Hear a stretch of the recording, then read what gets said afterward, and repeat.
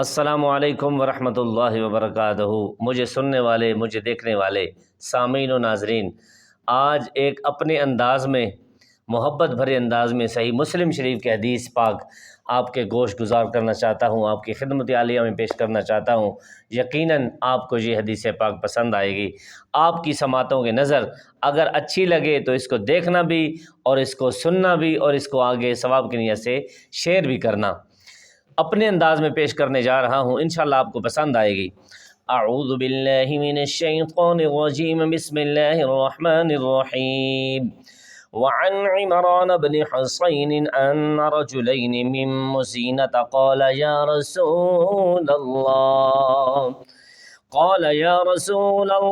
أرأيت ما يعمل الناس اليوم ويقدحون فيه أشيء قضي عليهم مضى فيهم من قدر سبق أو فيما يستقبلون به مما أتاهم به نبيهم وثبت الحجة عليهم فقال لا بل شيء قضي عليه ومضى فيهم وتصديق ذلك في كتاب الله عز وجل ونفس وما سواها فألهمها فجورها وتقواها۔ سبحان اللہ۔ حضرت عمران بن حسین رضی اللہ عنہ حضور کی پاک بارگاہ میں حاضر ہوتے ہیں اور روایت کرتے ہیں کہ میں بیٹھا ہوا تھا۔ مزینہ کے دو نوجوان، دو شخص حضور کی خدمت عالیہ میں حاضر ہوتے ہیں، عرض کرتے ہیں یا رسول اللہ، یا حبیب اللہ، آپ ہماری رہنمائی فرمائیں۔ یا رسول اللہ، ہم بڑی دور سے آئے ہیں۔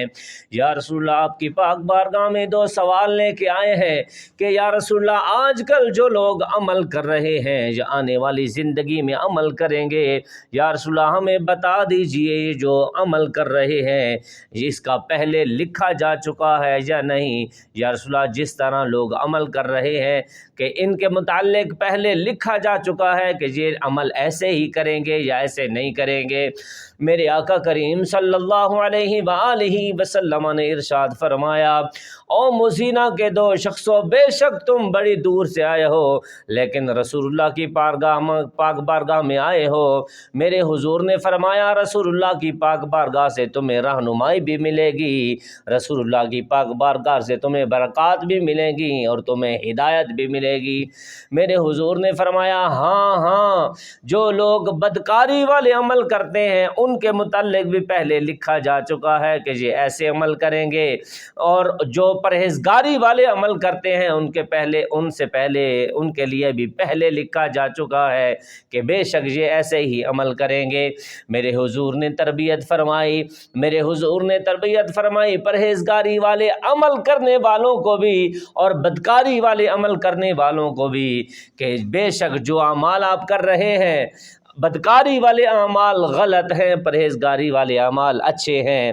اچھوں کو بھی حضور نے تاکید فرمائی کہ تم بھی توبہ کا دروازہ کھٹکھٹاتے رہنا، بدکاری والوں کو بھی فرمایا کہ تم تو لازمی ضرور توبہ کا دروازہ کھٹکھٹاتے رہنا، کیونکہ جب اللہ تبارک و تعالیٰ نے توبہ کا دروازہ کھول دیا، بدکاروں کی توبہ اللہ تبارک و تعالیٰ قبول فرمانے کے بعد بدکاروں کو بھی پرہیزگاری عطا فرما دے گا۔ اللہ تبارک و تعالیٰ کی پاک بارگاہ سے دعا ہے کہ اللہ تبارک و تعالیٰ ہمیں بھی صبح شام، دن کو، رات کو، آگے آنے والی جتنی بھی زندگی ہے، ہمیں اللہ تبارک و تعالیٰ توبہ کا دروازہ کھٹکھٹانے کی توفیق عطا فرمائے۔ سب بولیے آمین۔ اللہ تعالیٰ ہم سب کو اچھے اعمال صالحہ کرنے کی توفیق عطا فرمائے، اور اللہ تعالیٰ حدیث رسول جو میں نے آپ کے سامنے صحیح مسلم شریف سے حدیث پاک پیش کی ہے آپ کی خدمت میں، یقیناً یہ آپ کو پسند بھی آئے گی۔ اللہ تعالیٰ مجھے بھی سنا کر، اللہ تعالیٰ مجھے پڑھ کر عمل کی توفیق عطا فرمائے، اور آپ کو سن کر اور آگے شیئر کرنے کے بعد اللہ تعالیٰ آپ کو بھی عمل کی، اور آگے جہاں تک یہ میری آواز جائے، میری حدیث رسول جائے، اللہ تعالیٰ ان کو بھی عمل کی توفیق عطا فرمائے۔ اللہ تعالیٰ میری بھی دین دنیا آخرت بہتر فرمائے، میرے محبت کرنے والے سامعین و ناظرین کی بھی دین دنیا آخرت بہتر فرمائے۔ آمین ثم آمین۔ والسلام ورحمۃ اللہ وبرکاتہ۔